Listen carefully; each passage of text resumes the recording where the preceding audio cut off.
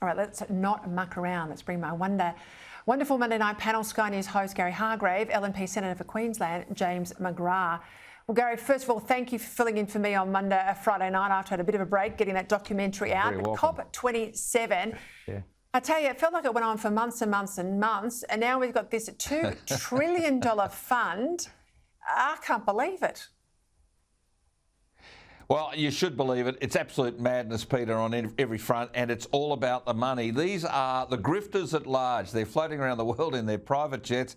They touch down in the Middle East this time. Next year they'll be in Bulgaria, and Anthony Albanese wants them here in Australia. They are following the money. They really are. They're like truffle hogs. They are sniffing it out. And we're all going to pay for it. We are simply going to be paying more for electricity, no doubt going to be paying more taxes and charges, all to make third world countries feel better about the fact that we're not one. This is just complete madness, and we've got to call it out, Peter. Every day we've got to call this madness out. And Senator McGrath, as Nick Cater exposes in his column in The Australian today, last month, energy company AGL lodged an application to quite literally blow up the coal-fired power station in New South Wales. We know other countries in Europe are desperate for coal-fired power. Here, we want to blow them up. Oh, it's just madness. You've seen over in Germany that they're actually pushing over wind turbines to get at the coal, and here in Australia we're going to tear down a power station. Absolutely crazy. Where's the power going to come from to power the manufacturing jobs that Labor keep talking about?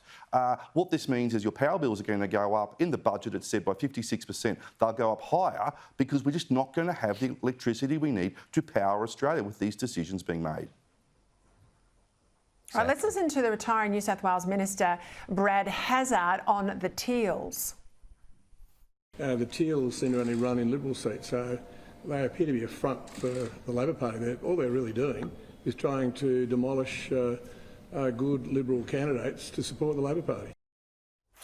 I don't know about a front for Labor. I call them Gucci Greens, Gary, but I make a prediction. I don't think they're going to do as well in Victoria as they did back in May. But these Gucci Greens, are they coming New South Wales's way come March, do you think?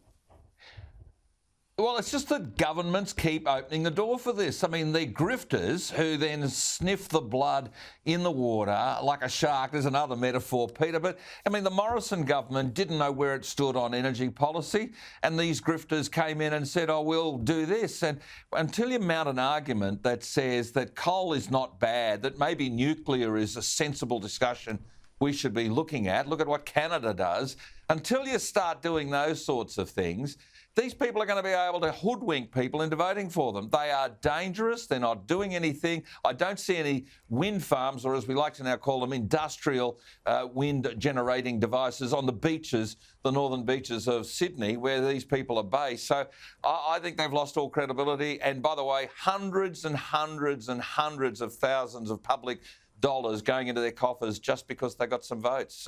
There's a bit more to this mob. They don't appeal, these deals. James, help me answer. You've worked in UK politics. I'll make that clear to my viewers. So I'm asking for your insight.